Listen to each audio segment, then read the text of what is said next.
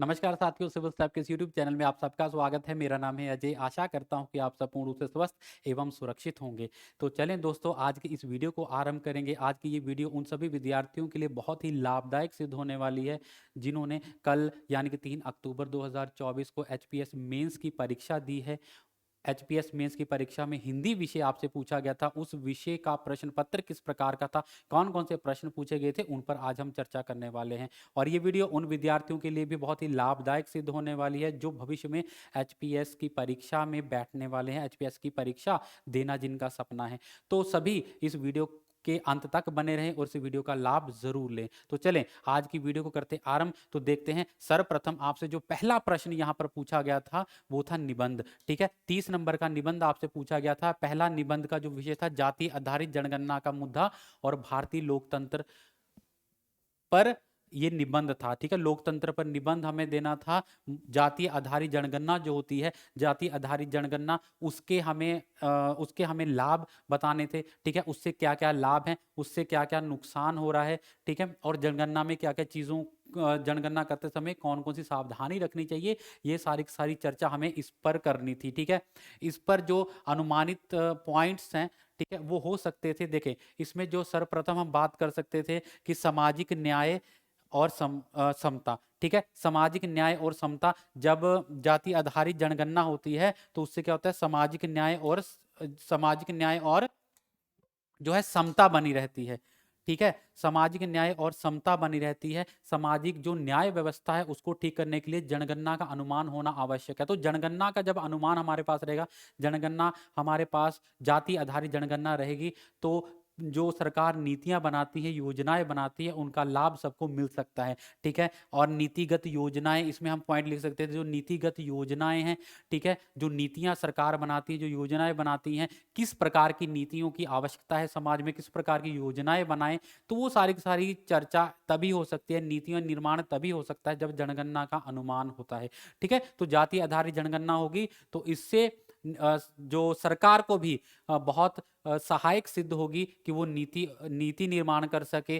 ठीक है, और योजनाओं को बना सके। आर्थिक विकास, हम इसमें अगला पॉइंट लिख सकते थे कि आर्थिक विकास में जनगणना का बहुत बड़ा योगदान है। जनगणना होगी तो आर्थिक विकास के लिए सरकार कार्य कर सकती है। ठीक है, जनगणना का अगर हमें अनुमान होगा तो क्या है, आर्थिक पक्ष जो मजबूत कर सकते हैं समाज का। ठीक है, उसके बाद जनगणना का लोकतंत्र पर क्या क्या प्रभाव है। देखो, पहला इसमें आ सकता था राजनीतिक प्रतिनिधित्व। जो राजनीतिक प्रतिनिधित्व होते हैं, ठीक है, जो राजनीतिक दल बोल सकते हैं, राजनीतिक प्रतिनिधित्व हो सकते हैं, वो अपनी योजनाओं का निर्माण जनसंख्या के, जो जातीय आधारित जनसंख्या के आधार पर कर सकते हैं। ठीक है, किस जाति को कितनी क्या योजनाओं की आवश्यकता है, कौन सी जाति अभी जो पीछे है या पिछड़ी हुई है तो उसको कौन कौन सी योजनाएं देनी चाहिए, ये सारी सारी चर्चा हम इसमें कर सकते थे। उसके बाद सामाजिक समरसता, समरसता, इसमें क्या था कि अगर हमें जनगणना का सही ढंग से अनुमान होगा तो विभिन्न जातियों के बीच में जो मतभेद हैं उनको जो दूर किया जा सकता है। जो आपसी जाति पे आधारित जो मतभेद होते हैं उनको दूर किया जा सकता है। समाज में मतलब जो समाज में सभी मिलजुल कर रहने के लिए जनगणना का अनुमान होना आवश्यक है। नहीं तो क्या होगा कि जनगणना में जब से कि हमें जनगणना का अनुमान नहीं है तो हो सकता है कि हम सिर्फ एक जाति के लिए योजनाएं बनाएं, एक जाति के लिए ही हम जो है नीतियां बनाएं, नीतियां निर्माण करें, तो उससे जो दूसरी जातियां हैं उनमें अभाव रह जाएगा, ऐसी नीतियों का उनको लाभ नहीं मिल पाएगा, तो जाति मतभेद आपस में बहुत ज्यादा बढ़ता है। ठीक है, तो जनगणना होगा तो उस हिसाब से क्या है कि जो राजनीतिक प्रतिनिधित्व है वो क्या करेंगे, अपनी नीति निर्माण करेंगे कि सबको समान योजनाएं मिल सकें, उनकी आवश्यकताओं के अनुसार उनको समान योजनाएं मिल सकें। देखें, सीधी सी बात है, जैसे हमारे घर में विवाह समारोह होता है तो जब हमें अनुमान होता है कि हमारे घर में इतने मेहमान आने वाले हैं, 400-500 मेहमान आने वाला है, तो हम उस अनुसार अपना पूरे के पूरी जो हमारा कार्यक्रम होता है उसकी व्यवस्था करते हैं। खाने की व्यवस्था होती है, बैठने की व्यवस्था होती है, मतलब उसी प्रकार से हम इसको भी लेकर चलेंगे। जनगणना का जब हम अनुमान होगा तो उसी प्रकार से सारी की सारी व्यवस्थाएं हम बहुत अच्छे ढंग से कर सकते हैं। ठीक है, उसके बाद विवाद और चुनौतियों में हम लिख सकते थे कि विवाद क्या होता है कि जातिवाद का पुनरावृत्ति कि मतलब इसमें क्या होता है, विवाद क्या होता है कि जाति आधारित जब जनगणना होती है तो जाति भेदभाव बढ़ता है। ठीक है, तो जाति भेदभाव बढ़ता है, आंकड़ों की सटीकता नहीं मिलती है जनगणना में। देखा है कभी कि आंकड़ों की सटीकता, आंकड़े जो होते हैं कि जो वैसे जनगणना की जाती है जो पूरे के पूरे जिसको वो सटीक आंकड़ा हमें नहीं मिलता, उसके बहुत सारे कारण आप लिख सकते थे। ठीक है, बहुत सारे कारण है इसके क्यों क्यों आंकड़ा सही नहीं मिलता।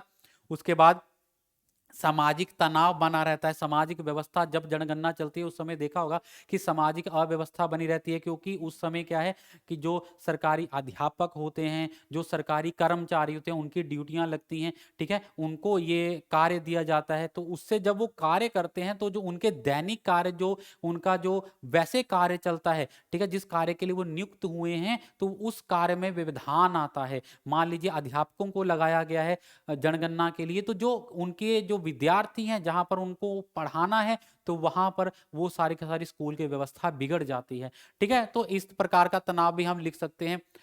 उसके बाद इस पे हम बात कर सकते थे, ये सारी की सारी चर्चा हम इसमें कर सकते थे। उसके बाद 21वीं सदी में हिंदी सिनेमा, वेब सीरीज सहित इस पे के जो मुख्य विचार हमें प्रकट करने थे, जो हिंदी सिनेमा वेब सीरीज को साथ लेकर इसके मुख्य विचार हमें प्रकट करने थे कि वेब सीरीज जो है, हिंदी सिनेमा है, वेब सीरीज है, उसका आज की जो 21वीं सदी में क्या परिस्थिति है, कैसी स्थिति है, वेब सीरीज का कैसे समाज पर प्रभाव पड़ रहा है, हिंदी सिनेमा पर वेब सीरीज का कैसे प्रभाव पड़ा, हिंदी सिनेमा का जो समाज पर क्या प्रभाव पड़ रहा है, ये सारी सारी चर्चा हमें इसमें करनी थी।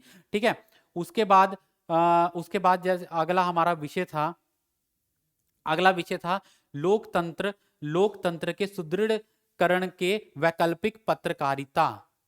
ठीक है, लोकतंत्र के सुदृढ़ीकरण में वैकल्पिक पत्रकारिता और सोशल मीडिया की भूमिका, सोशल मीडिया की जो लोकतंत्र को मजबूत करने के लिए, सुदृढ़ करने के लिए क्या क्या भूमिकाएं हैं, इसमें हम पहले बता सकते हैं, लोकतंत्र का अर्थ आप बताते।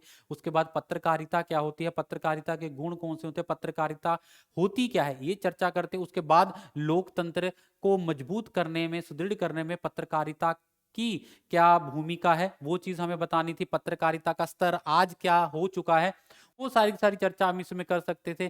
जैसे सोशल मीडिया की क्या क्या भूमिका है, ठीक है, लोकतंत्र को सुदृढ़ करने में, या पत्रकारिता आज जो है हर कोई पत्रकार बना फिरता है। क्योंकि देखो आज क्या है, आज के समाज पत्रकारिता पहले क्या होती थी कि एक निश्चित कि पत्रकारिता क्या थी, एक निश्चित जिसको बोलते सीमा रेखा में उसको बांधा गया था कि पत्रकार जो, हर कोई पत्रकार नहीं होता था। परंतु जब से सोशल मीडिया इतनी ज्यादा आई तो हर कोई पत्रकार बना हो, अपनी समस्याओं को हम खुद बता सकते हैं। सोशल मीडिया पर खुद हम अपनी समस्या को बताते हैं, खुद जो भी हमारी जो दिनचर्या है, कुछ भी जो हम सोशल मीडिया पर, वो पत्रकार का काम है, वो आज हर कोई कर रहा है। ये चीजें आप इसमें लिख सकते थे, सोशल मीडिया की भूमिका।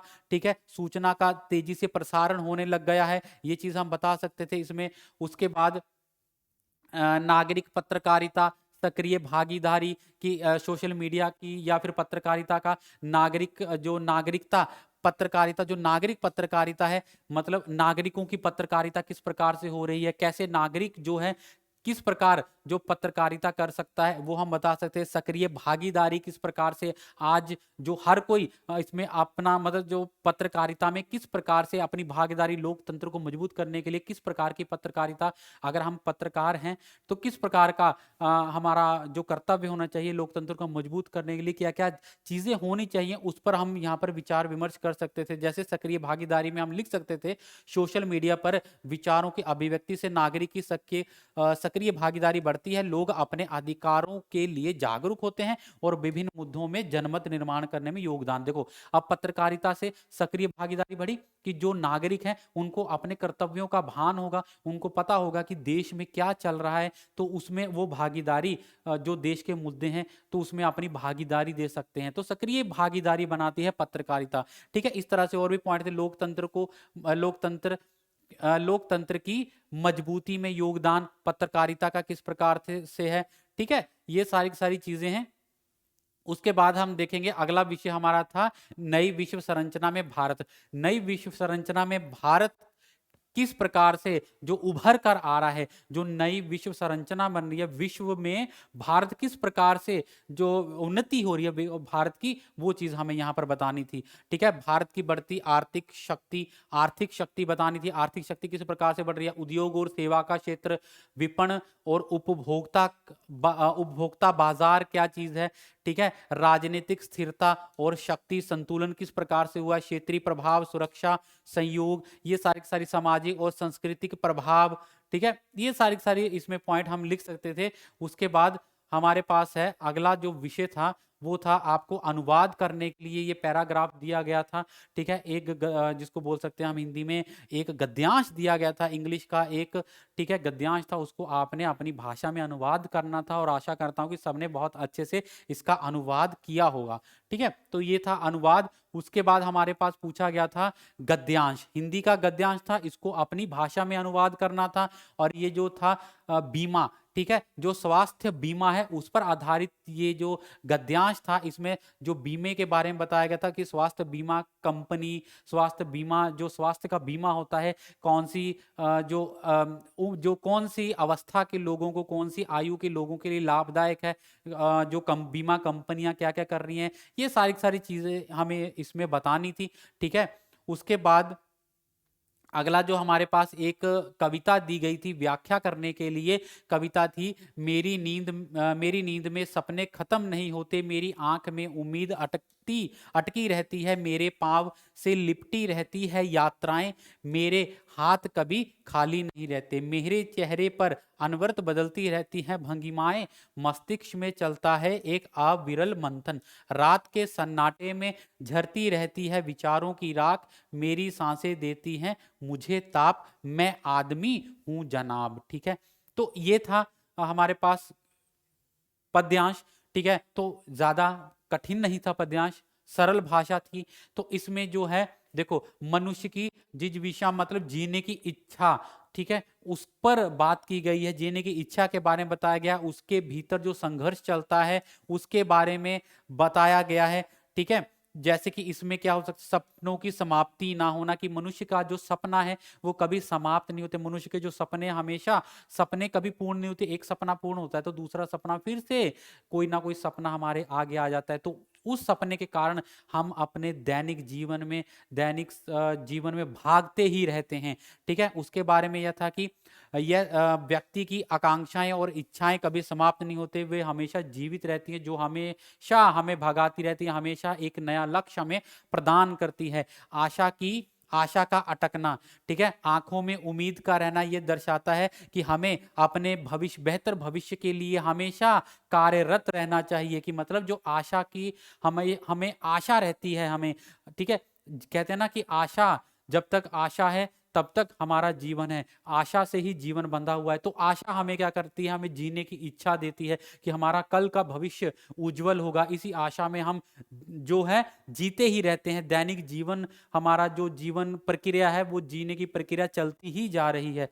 ठीक है, उसके बाद यात्राओं का लिपटना, मतलब यात्राओं का लिपटना में ये भी पॉइंट एक, इस पर भी हम चर्चा कर सकते थे। यहाँ यात्राओं को जीवन के अनुभवों से जोड़ा गया है, जो यात्राओं का लिपटना जो चर्चा की गई है पद्यांश में, उसका अर्थ है जो यात्राएं हमारी जो जीवन में, जो हम जीवन में चलते जा रहे हैं, ठीक है, उसको बोला गया, हमारे जीवन में जो हमें अनुभव होते हैं, हम अपने यात्राओं, जब हम कोई यात्रा करते हैं तो नई नई चीजें सीखते हैं, उसी प्रकार से जीवन की यात्रा हमने आज का दिन पूरा किया, आज का दिन जब हमने पूरा किया तो हमने कुछ ना कुछ अनुभव किया, कि आज पूरा दिन जब समाप्त हो जाता है उसके बाद हमारे पास अनुभव होता है, तो यात्रा से भी अनुभव मिलता है, तो जीवन यात्रा से भी हम क्या है कि रोज अनुभव लेते जा रहे हैं। ठीक है, तो इसलिए यात्रा का महत्व बताया गया है, जीवन में अनुभव को महत्व बताया गया है।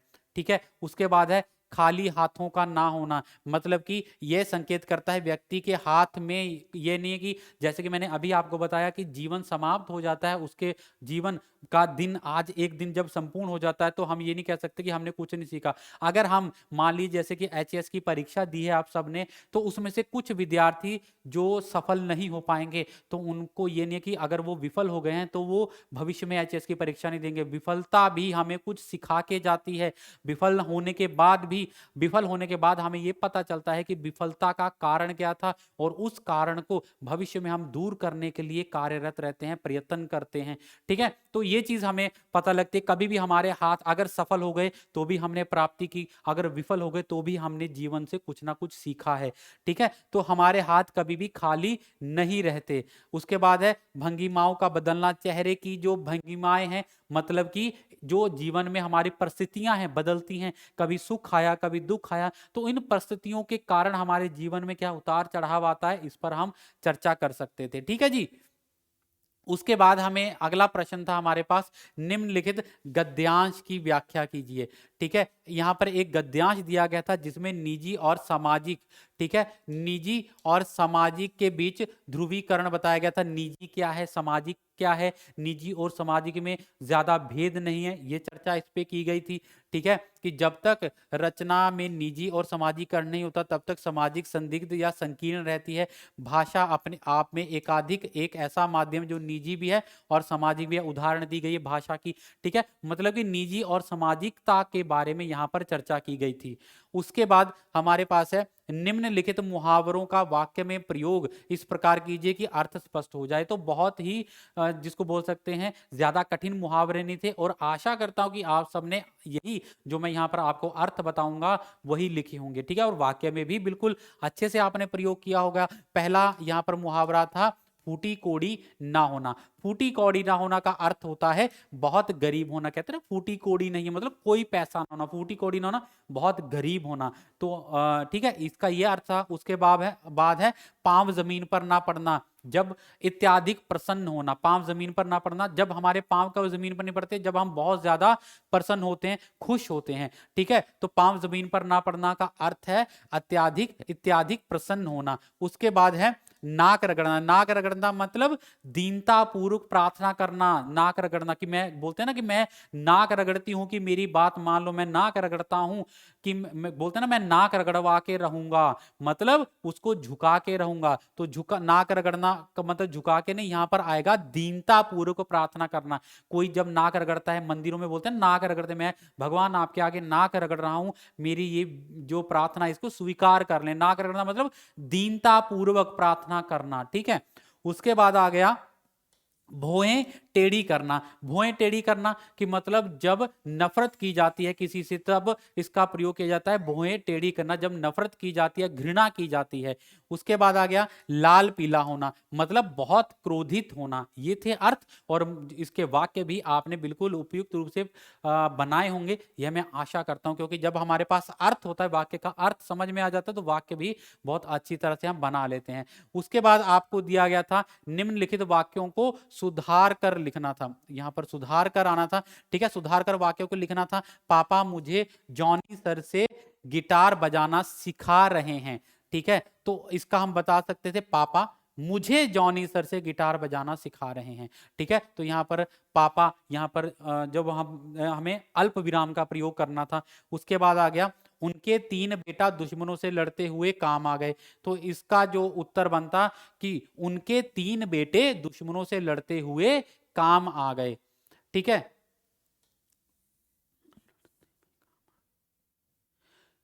उसके बाद है रीता की शादी में कोई लगन 400 लोग पहुंचे। तो इसका ये बन सकता था रीता की शादी में लगभग 400 लोग पहुंचे।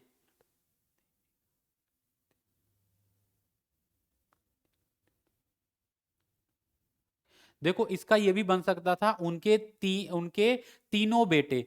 ठीक है, उनके तीनों बेटे दुश्मनों से लड़ने में दुश्मनों से लड़ने में काम आ गए। दुश्मनों से लड़ने में काम आ गए, तो ये भी बन सकता था, ये भी उपयुक्त था। ठीक है, उसके बाद है देखते देखते वह ऊंचे पेड़ की डाल पर चढ़ गया।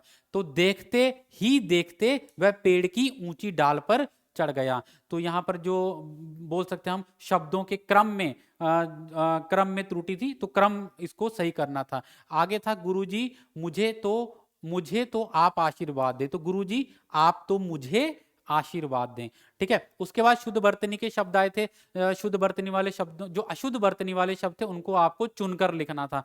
ठीक है, तो मैंने शुद्ध अशुद्ध सारे लिख दिए हैं। देखो इसमें जो सृष्टि था गलत था, सृष्टि इस प्रकार से लिखा जाएगा। महंगा इस प्रकार से लिखा जाएगा। ठीक है। उसके बाद आ गया कृत कृत, तो वो कृत कृत्य लिखा जाएगा।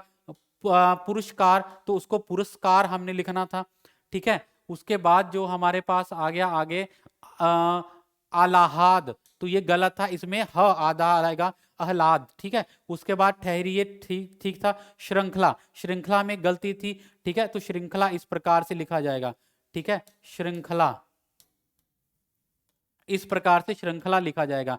उसके बाद आ गया वरीयता, वरीयता मतलब होता है प्रधान, जिसको बोला जाता है, तो वरीयता में दीर्घ ई की मात्रा आनी थी। मतैक को होता है मतैक, ठीक है। कर्मा अनुगत गलत था, इसको कर्मानुगत लिखना था। उज्जवल के गलत थे, उज्जवल इस प्रकार से लिखा जाना था, ठीक है जी। उसके बाद आ गया हमारे पास दुष्रचक बना था, इसको दुष्कर हम दुष्कर शब्द होता है। उसके बाद आ गया परिस्थितिकी, परिस्थिति को पारिस्थितिकी, ठीक है, इस प्रकार से लिखा जाएगा। बाकी शब्द सारे के सारे ठीक थे। आगे हमारे पास आया था निम्नलिखित समासिक शब्दों का हिंदी में विग्रह कीजिए और समास के नाम भी लिखें। जैसे समक्ष, समक्ष का अर्थ होता है अक्षी के सामने, अर्थात आंखों के सामने, ठीक है। तो ये था अव्ययी भाव समास था, क्योंकि इसमें प्रथम पद जो क्या है अव्यय है, जो कि लिंग वचन और लिंग वचन और वचन किसी भी परिस्थिति में, जिसको मतलब किसी परिस्थिति में जो बदलते नहीं, एक समान रहते हैं, लिंग वचन क्रिया के अनुसार जिनका परिवर्तन नहीं होता है, उसको अव्यय बोला जाता है, अव्यय शब्द बोला जाता है। तो इसमें क्या होता है, प्रथम पद जो होता है अव्यय होता है, इसलिए अव्ययी भाव समास था।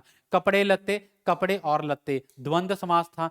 कार्य कुशल का बनेगा, कार्य में कुशल। अधिकरण तत्पुरुष समास था, तत्पुरुष समास में अधिकरण तत्पुरुष समास था। अधमरा, आधा है जो मरा, ये कर्मधारय समास है, क्योंकि मरे की यहाँ पर विशेषता की जा रही है, तो जहां पर विशेषता की जाए वहां पे कर्मधारय समास होता है। रातों रात का अर्थ होता है रात ही रात, ठीक है, अव्ययी भाव समास था ये। उसके बाद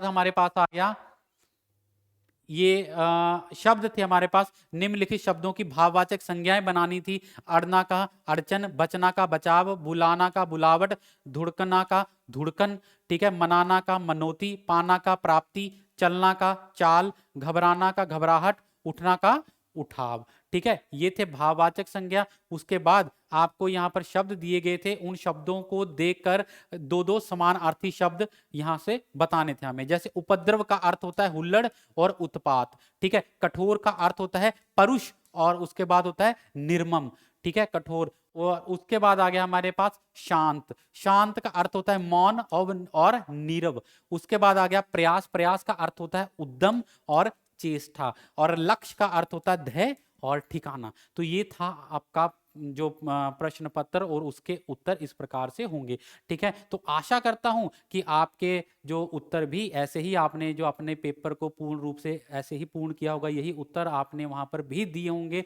तो ये आशा करता हूं कि आप सभी एचएस मेंस की जो परीक्षा है, हिंदी की परीक्षा में जरूर सफल होंगे, ठीक है जी। तो आज की वीडियो को यहीं पर समाप्त करता हूं, और आशा करता हूं कि ये वीडियो आप लोगों के लिए बहुत ही लाभदायक सिद्ध होगी, और जो भविष्य में एचएस की तैयारी करते हैं तो उनको पता लग गया कि इस प्रकार के प्रश्न पूछे जाते हैं और इस प्रकार से हमें उनके उत्तर देने होते हैं, ठीक है जी। तो आज की वीडियो को यहीं पर समाप्त करते हैं। जिन्होंने अभी तक इस वीडियो को लाइक नहीं किया है, शेयर नहीं किया है, इस वीडियो को लाइक और शेयर कर दें, और जिन्होंने अभी तक हमारे चैनल को सब्सक्राइब नहीं किया है, हमारे चैनल को सब्सक्राइब जरूर कर दें, ताकि ऐसी ही और ज्ञानवर्धक वीडियो, ऐसे ही लाभदायक वीडियो, ऐसे ही उपयोगी वीडियो आपको देखने को मिलती रहे, और आप इन वीडियो का लाभ लेते रहें। आप सबका बहुत बहुत धन्यवाद। आपका दिन शुभ हो।